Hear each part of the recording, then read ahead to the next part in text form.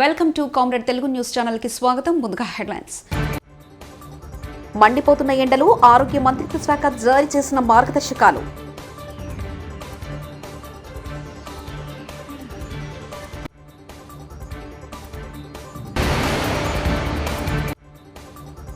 సందేశ్ ఖాళీ ఘటన నిజమైతే సిగ్గుచేటు, కోల్కతా హైకోర్టు.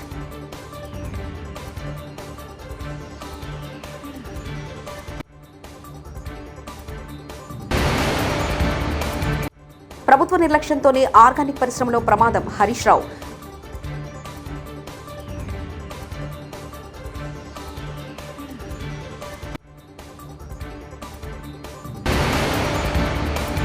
వైకాపా అరాచకాలకు భయపడేది లేదు, నారా భువనేశ్వరి.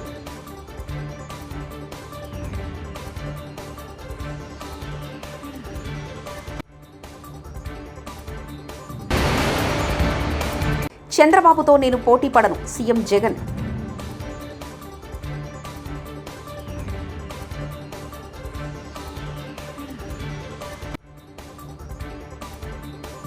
వేసవికాలం వచ్చేసింది. ఎండల ప్రభావం క్రమంగా పెరుగుతుంది. ఇప్పటికే కొన్ని ప్రాంతాల్లో వేడిగాలులు వీస్తున్నాయి. ఈ నేపథ్యంలో ప్రజల భద్రత కోసం ఆరోగ్య మంత్రిత్వ శాఖ చర్యలు చేపట్టింది. ఈ వేసవిలో వేడి తరంగాల నుంచి ఉత్పన్నమయ్యే సమస్యలను ఎలా ఎదుర్కోవాలి, వాటి కారణంగా ప్రజలు అనారోగ్య బారిన పడకుండా ఎటువంటి జాగ్రత్తలు తీసుకోవాలి అన్న విషయాలపై చర్చించేందుకు గాను కేంద్ర ఆరోగ్య మంత్రి డాక్టర్ మన్సుఖ్ మాండవియా గురువారం సమీక్షా సమావేశం నిర్వహించారు. ఈ సమావేశంలో నీతి ఆయోగ్తో పాటు పలువురు ప్రముఖ వైద్యులు, ఇతర నిపుణులు హాజరయ్యారు. ఈ సమావేశం అనంతరం ఆరోగ్య మంత్రిత్వ శాఖ ప్రజల కోసం కొన్ని మార్గదర్శకాలను విడుదల చేసింది. పశ్చిమ బెంగాల్ ప్రభుత్వంపై కోల్కతా హైకోర్టు గురువారం నాడు తీవ్ర ఆగ్రహం వ్యక్తం చేసింది. సందేశ్ ఖాళీ ఘటనకు సంబంధించి అఫిడవిట్లపై చీఫ్ జస్టిస్ టీఎన్ శివధ్యానన్ నేతృత్వంలో ధర్మాసనం విచారించింది. సందేశ్ ఖాళీలో టీఎంసీ నేత షేక్ షాజహాన్, అతని అనుచరులు దోపిడీ, భూ కబ్జా, లైంగిక వేధింపుల గురించి బయటకొచ్చిన సంగతి తెలిసిందే. షాజహాన్ నుంచి టీఎంసీ ప్రభుత్వం కాపాడడం సరికాదని అభిప్రాయపడింది. వైకాపా అరాచకాలకు భయపడేది లేదని తెలుగుదేశం పార్టీ అధినేత చంద్రబాబు సతీమణి నారా భువనేశ్వర్ ఉద్ఘాటించారు. నిజం గెలవాలి యాత్రలో భాగంగా ఆమె వైఎస్ఆర్ జిల్లా పొద్దుటూరులో పర్యటించారు. చంద్రబాబు అరెస్ట్ నేపథ్యంలో మనస్తాపంతో పెద్దసిటిపల్లెలో మరణించిన తెలుగుదేశం పార్టీ కార్యకర్త కూరపాటి రాధా కుటుంబాన్ని ఆమె పరామర్శించారు. ఆ కుటుంబానికి భరోసా కల్పించారు. ఆయన చాలా అభిమానుడు మన అన్నగారు నందమూరి తారక రామారావు గారు. అంటే ఆ 2 ఎకరాల్లో ఆయన విగ్రహం పెట్టుకున్నారు. ఆయన తెలుగుదేశం పార్టీ కోసం చాలా ప్రచారం గాని ఆయన ఏమన్నా చేసేవారు పార్టీ కోసం. అట్లాంటి వ్యక్తిని అక్కడ ఈ ప్రభుత్వం లీడర్, వైసీపీ లీడర్లు పట్టుకుని జై జగన్ జై వైసీపీ అంటే కూడా ఇక్కడ కత్తి పెట్టి బెదిరిస్తే కూడా వెనకాడలేదు. ఆయన ఒకటే చెప్పాడు, జై చంద్రబాబు జై తెలుగుదేశం అని. అక్కడితో ఆఖరి వరకు ఆయన ఇదే చెప్తా ఉన్నారు. అక్కడితో ఆయన చంపేశారు, కత్తితో ఆయన నరికేశారు. అది వీళ్ళు చేసే అరాచకం మన తెలుగుదేశం కార్యకర్తల మీద. మీరందరూ ఇవన్నీ గుర్తుంచుకొని మీరు చాలా ధైర్యంగా ముందుకెళ్ళాలి. ఇప్పుడు నేను ఇంత ధైర్యం చేసి నేను ముందుకు వచ్చానంటే అది మీరే కారణం. మీరుంటారు నాకు అని. అట్లానే ఈ కార్యకర్తల కోసం తప్పకుండా చంద్రబాబు నాయుడు గారు వెనకాడు. నా కుటుంబం కూడా ఆలోచించారు, మీకోసం ఆయన ముందుకు వస్తారు. ఇప్పుడు అట్లానే మన పార్టీ కోసం, మీకోసం కార్యకర్తలందరూ ముందుకొచ్చి మీ కాన్స్టిట్యున్సీలో మీరు పోరాడాలి. ఇది తప్పదు. ఈ పోరాటం మన అందరిది. మన భవిష్యత్తు కోసం, మన పార్టీ కోసం మనం ముందుకెళ్ళాలి. అట్లానే మొన్న బంగారుపాలెంలో నేను ఒక ఆవిని, హంసవేణి, ఆవిడ కూడా తెలుగుదేశం కార్యకర్త. ధైర్యంగా ఆవిడ నీళ్లు రావట్లేదు, పంపులు కొడతా ఉంటే నీళ్లు రావట్లేదు. ఆవిడేం లేదు చేసి మన తెలుగుదేశం లీడర్లకి వెళ్ళి చెప్పుకుంది, ఇట్లా నీళ్లు రావట్లేదు పంపులో. అది ఆవిడ చేసింది. ఈ వైసీపీ నాయకులు ఆవిడ్ని పట్టుకుని 2 కళ్ళు బయటికి పీకేశారు. ఇది వాళ్ళు చేసిన దరిద్ర పనులు వీళ్ళు చేస్తున్నారు. ఒక స్త్రీ ఇంట్లో ఒక స్త్రీ ఉంటుందని కూడా వాళ్ళు మర్చిపోతున్నారు. వాళ్ళ కుటుంబంలో కూడా ఒక పెళ్ళం, బిడ్డలు ఉన్నారని కూడా మర్చిపోతున్నారు వాళ్ళు. అది వైసీపీ చేసే ప్రభుత్వం. అట్లా ఎంతో మంది కార్యకర్తల్ని వాళ్ళ పొట్టబెట్టుకుంటున్నారు. ఇది ఎన్నో రోజులు సాగదు. మనందరం చెయ్యి కలుపుకోవాలి. కలుపుకుని ధైర్యం చేసి మళ్ళీ చెప్తున్నాను, మనం ముందుకు వెళ్ళాలి, ఒక అడుగు వెనక్కి వేయకూడదు. ఎందుకంటే ఈ పార్టీ ఎవరండి పెట్టింది చెప్పండి మీరందరూ? నందమూరి తారక రామారావు గారు. ఆయన పులి, మీరందరూ పులి బిడ్డలు. మనందరం ముందుకెళ్ళాలి ధైర్యం చేసి. ఈ పార్టీ నడిపేది ఎవరు? చంద్రబాబు నాయుడు గారు. ఆయన నాయకత్వం గురించి మీ అందరికీ తెలుసు. ఆయన ఎంత కష్టపడతారో, ఒట్టి కార్యకర్తల కోసమే కాదు, ప్రజల కోసం చివరికి ఆయన చూసేది రాష్ట్రం కోసం, దాని అభివృద్ధి కోసం, అందరికి ఉద్యోగాలు రావాలని, అందరూ ప్రతి ఒక్క కుటుంబం సంతోషంగా ఉండాలని ఆయన కోరుకునేది. ఆయన కుటుంబం గురించి కూడా ఆలోచించారు. ఆయన కుటుంబం కూడా ఆయన్ని ఏమి అడగరు, మాకు అది కావాలి ఇది కావాలి. దేవుడి దయ వల్ల మేము సంతోషంగానే ఉన్నాం. ఉండిన దాంట్లో మేము సంతోషంగా ఉన్నాం. మీ ప్రజల సొమ్ము మాకు అక్కర్లేదు. అందుకే ఆయన ఎప్పుడు మీకోసమే అంకితం. ఇంకొకటి, ఈ తెలుగుదేశం పార్టీ ముందుకు తీసుకెళ్లేది ఎవరు? కార్యకర్తలు, ఈ పసుపచ్చ లక్షలాది సైన్యం మీరు తీసుకెళ్తారు ఈ తెలుగుదేశం పార్టీ ముందుకి. అది నేను కోరేది మిమ్మల్ని అందరినీ. మీరందరూ వెనకేయకూడదు. మీరు సైకిల్ తొక్కుండా మనం ముందుకెళ్దాం. వచ్చేవాడిని తొక్కేసాడు సైకిల్ ముందుకు తీసుకెళ్దాం. మన తెలుగుదేశం జెండాని పైకి రెపరెపలాడిద్దాం. వెనక్కి తిరిగేదే లేదు మన తెలుగుదేశం కార్యకర్తలు. అదే నేను కోరుకునేది మీ అందరి దగ్గర నుంచి. మీ అందరూ చంద్రబాబు నాయుడు గారితో చెయ్యి కలిపి మనం నిజం గెలిపించుకుందాం. తెలుగుదేశం పార్టీని గెలిపించుకుందాం. జై తెలుగుదేశం, జై తెలుగుదేశం, జై జై తెలుగుదేశం, జై హింద్. నోటికి వచ్చిన హామీలిచ్చి అధికారంలోకి వచ్చాక మాట తప్పే చంద్రబాబుతో తాను పోటీ పడనని సీఎం జగన్ తెలిపారు. కూటమి మేనిఫెస్టోను కిచిడి మేనిఫెస్టోగా జగన్ పోల్చారు. తనకు నానేవాళ్లు రాష్ట్రంలోని పేదవాళ్లని, చంద్రబాబుకు నానేవాళ్లు పక్క రాష్ట్రాల్లో ఉన్న రామోజీరావు, పవన్ కళ్యాణ్ లాంటి వారిని ఎద్దేవా చేశారు. ఈసారి వైఎస్ఆర్ వాహనమిత్ర పథకం వర్తింపజేశాం. 5 ఏళ్లలో వాహనమిత్ర పథకం ద్వారా ఏటా 10,000 చొప్పున ఇప్పటి వరకు 1,296 కోట్లు ఇచ్చామని సీఎం వైఎస్ జగన్ పేర్కొన్నారు.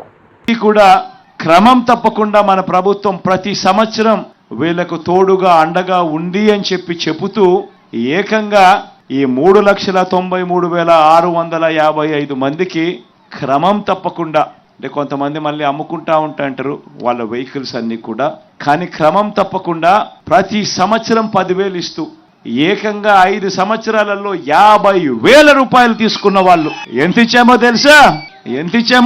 అక్షరాల ఈ 3,93,655 మందికి వాళ్ళ కుటుంబాలకు మంచి చేస్తూ ప్రతి సంవత్సరం క్రమం తప్పకుండా వరుసగా ప్రతి సంవత్సరం 10,000 ఇస్తూ 5 సంవత్సరాలలో 50,000 రూపాయలు కూడా పొందిన వాళ్ళు కూడా దీంట్లో ఉన్నారు.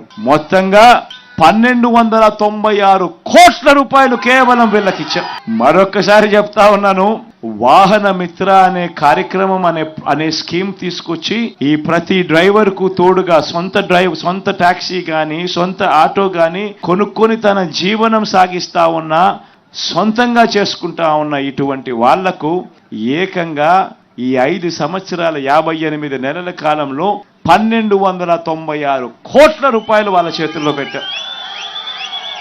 ఈ ఒక్క పథకం ద్వారా ఈరోజు మీ అందరికీ మరొక మాట కూడా చెప్తా ఉన్నా. నెక్స్ట్ మళ్ళీ మన ప్రభుత్వం వచ్చిన తర్వాత ఈసారి సొంతంగా టిప్పర్లు కొనుక్కొని, సొంతంగా లారీలు కొనుక్కొని వాళ్ళ జీవనం వాళ్ళు నడిపిస్తా ఉన్న వాళ్ళకు కూడా ఈ జాబితాలోకి తీసుకొని వస్తాము అని కూడా ఈ సందర్భంగా చెప్తా ఉన్నా. ప్రభుత్వ నిర్లక్ష్యంతోనే ఆర్గానిక్ పరిశ్రమలో ప్రమాదం. హరీష్ రావు వల్ల సంవత్సరానికి ఒకసారి ఆ రియాక్టర్ యొక్క పనితీరును పరిశీలించకపోవడం వల్ల ఇవాళ అక్కడ కొంతమంది కార్మికులు చెప్తున్నారు, కాలం చెల్లిన రియాక్టర్ను ఉపయోగించడం వల్ల ఈ సంఘటన జరిగింది అని అంటా ఉన్నారు. అంటే దీని వెనుక పూర్తిగా ప్రభుత్వం యొక్క అధికారుల యొక్క నిర్లక్ష్యం కనబడతా ఉంది. సరి అయినటువంటి చెకింగ్స్ చేయకపోవడం వల్ల, సేఫ్టీ మెజర్స్ తీసుకోకపోవడం వల్ల ఇవాళ పాపం అమాయకులైనటువంటి కార్మికులు చనిపోవడం జరిగింది. దాదాపు ఇప్పుడు ఎంఎన్ఆర్ హాస్పిటల్లో 12 మంది క్షతగాత్రులు ఉంటే ఇటు వైద్య ఆరోగ్య శాఖ నుంచి కానీ, జిల్లా యంత్రాంగం నుంచి కానీ, యాజమాన్యం నుంచి కానీ ఒక్కరు కూడా వాళ్ళ బాగోగులు చూడడానికి ఇక్కడ ఒక మనిషి కూడా లేడు, ఎవరు పట్టించుకున్నటువంటి పరిస్థితి లేదు. ఇంకా బాధాకరమైన విషయం ఏంటంటే అసలు ఎవరు ఎక్కడున్నారు, ఇప్పటికీ ఎంతమంది క్షతగాత్రులయ్యారు, ఎంతమంది చనిపోయారని లెక్కలు కూడా సరిగా చెప్తలేరు. చనిపోయినటువంటి కుటుంబాలకు కనీసం 50 లక్షల రూపాయల ఎక్స్గ్రేషియా తక్షణమే అందించాలని, క్షతగాత్రులకు 25 లక్షల రూపాయల చొప్పున ఎక్స్గ్రేషియా అందిస్తూ వారి కుటుంబాలకు ప్రభుత్వ ఉద్యోగం ఇవ్వాలని చెప్పి బీఆర్ఎస్ పార్టీ పక్షాన్ని డిమాండ్ చేస్తూ ఉన్నాం. ఏదో మంత్రులు వచ్చి చూసి కంటి తుడుపు చర్యలు కాదు, ఆదుకోండి. ఆపదలో ఉన్నటువంటి వాళ్ళను ఆదుకునే బాధ్యత మీ మీద ఉంది. తెలంగాణ రాష్ట్రంలో ఎవరైతే చనిపోయి ఉన్నారో వారికి మేము ఆర్థిక సహాయం కూడా అందిస్తాం, తగిన సహాయం కూడా చేస్తాం. క్షతగాత్రులకు కూడా మా పార్టీ నాయకులు దగ్గరుండి వారికి అన్ని సహాయక చర్యల్లో కూడా మా వంతు సహకారాన్ని కూడా మేము అందిస్తాం. భవిష్యత్తులో ఇలాంటివి పునరావృతం కాకుండా మరి డిపార్ట్మెంట్ను గట్టిగా ఆదేశించాలి. ఈ వరుసగా ఈ 2-3 నెలల్లో ఈ సంగారెడ్డి జిల్లాలో చాలా రియాక్టర్లు పేలుతూ ఉన్నాయి. భవిష్యత్తులో ఇట్లాంటివి జరగకుండా ఆల్ సేఫ్టీ మెజర్స్ కూడా తీసుకోవాలని, కార్మికుల రక్షణను చర్యలు తీసుకోవాలని చెప్పి కూడా మేము డిమాండ్ చేస్తాం. మేము మళ్ళీ ప్రభుత్వాన్ని కూడా డిమాండ్ చేసేది ఒకటే, ఇటు కంపెనీ మరియు ప్రభుత్వం కలిసి చనిపోయిన కుటుంబాలకు 50 లక్షల రూపాయల ఎక్స్గ్రేషియా ఇవ్వాలని డిమాండ్ చేస్తున్నాం. క్షతగాత్రులకు 25 లక్షల రూపాయల ఎక్స్గ్రేషియాను, అదేవిధంగా పూర్తి వైద్యాన్ని వారి కుటుంబ సభ్యులకు, చనిపోయిన కుటుంబ సభ్యులకు ఉద్యోగాన్ని కూడా ఇవ్వాలని మేము ప్రభుత్వాన్ని డిమాండ్ చేస్తాం. అనకాపల్లి జిల్లా యనమంచిలిపట్నం వైసీపీ అభ్యర్థి ఉప్పలపాటి రమణమూర్తి రాజు తమ పార్టీ కార్యాలయంలో నిన్న అనకాపల్లి పార్లమెంట్ టీడీపీ అభ్యర్థి సీఎం రమేష్ తనపై చేసిన వ్యక్తిగత విమర్శలను ఖండిస్తూ మీడియా సమావేశం ఏర్పాటు చేశారు. ఆయన మాట్లాడుతూ అనకాపల్లి జిల్లా ప్రజలు చాలా తెలివైన వారని, స్థానికంగా తమకు అందుబాటులో ఉన్న నేతలను గెలిపించుకుంటారు కానీ మీలాంటి ఎలక్షన్ టైంలో డబ్బులు సంచులతో దిగి ఎలక్షన్ అయిపోయాక ముఖం చాటేసే నేతలను కాదు అని తెలిపారు. కనీసం మీకు నియోజకవర్గ పరిధులు కూడా తెలియవంటూ సెటర్లు వేశారు. నేను చేసే పనులు నా గురించి చెప్పుకోవడం, చేయవలసిన అభివృద్ధి చెప్పుకోవడమే తప్ప మిగిలిన నేను ఎప్పుడూ మాట్లాడను కూడా. మరి ఏదో ఎవరో చెప్పారు అందువల్ల నేను అటువంటి మనిషిని కాదు, మరి ఇద్దరు కూడా ఆయన కావాల్సినోడు ఈయన కావాల్సినోడు అని ఎవరో మాట్లాడారు, అందువల్ల నేను అటువంటి ఇష్టపడినని చెప్పి ఏదో చెప్పారు. నాకు అటువంటి అవసరం లేదు కూడా. అయినా సరే నా మీద ఏదో బురద చల్లడానికి ప్రయత్నం చేసి వాళ్ళకి ఏదో హైలైట్ అవుతుందో అనుకుంటే చాలా పొరపాటు. ఈ అనకాపల్లి నియోజకవర్గం ఎటువంటిదంటే బయట నుంచి ఎవరు వచ్చినా సరే చిత్తుగా ఓడిపోతారు. మొన్న లాస్ట్ ఎలక్షన్లో కూడా ఒకసారి అల్లు అరవింద్ గారు వచ్చారు, ఈ ప్రజలు తిరస్కరించారు. ఎందుకంటే మాకు కూడా లోకల్గా ఉన్న వ్యక్తే కావాలా. మాకు ఎంపీగా సత్యవతమ్మ గెలిచాడు. ఎప్పుడు ఎవరు వెళ్ళినా సరే ఆవిడ ఆదరించి ఇంటికాడ ఆప్యాయతగా పలకరించి వాళ్ళు వచ్చిన పని కనుక్కొని ఇమీడియట్గా వాళ్ళ పని అవసరం చేయగలిగితే చేసి వాళ్ళు చెప్పిన దాన్ని ఇమీడియట్గా రెస్పాండ్ అయ్యే మంచి వ్యక్తిత్వం ఉన్న ఎంపీ. ఇంత మునుపు ఏ ఎంపీలైనా లోకల్లో అయితే అదే అడ్వాంటేజ్.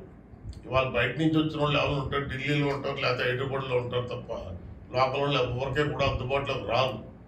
ఇవాళ చెప్పొచ్చు ఎప్పుడు మేము ఎప్పుడు మీకు అందుబాటులో ఉంటామన్నా ఈ కాకమ్మ కథలు.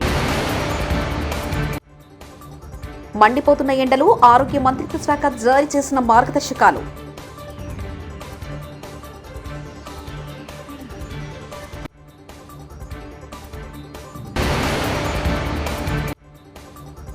సందేశ్ ఖాళీ ఘటన నిజమైతే సిగ్గుచేటు, కోలకతా హైకోర్టు.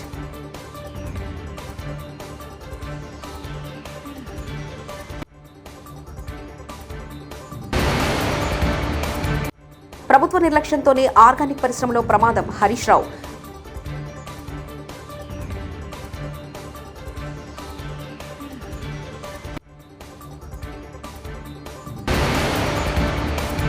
వైకాపా అరాచకాలకు భయపడేది లేదు, నారా భువనేశ్వరి.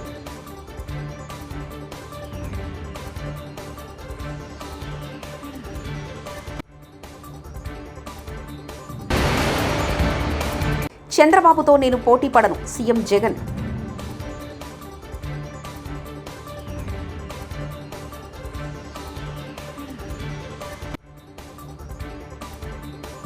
ఇవి బులెటిన్ విశేషాలు. చూస్తూనే ఉండండి కామ్రేడ్ తెలుగు న్యూస్ ఛానల్ ప్రతినిధి ఒంటేరు రమేష్ చంద్ర పరకాల.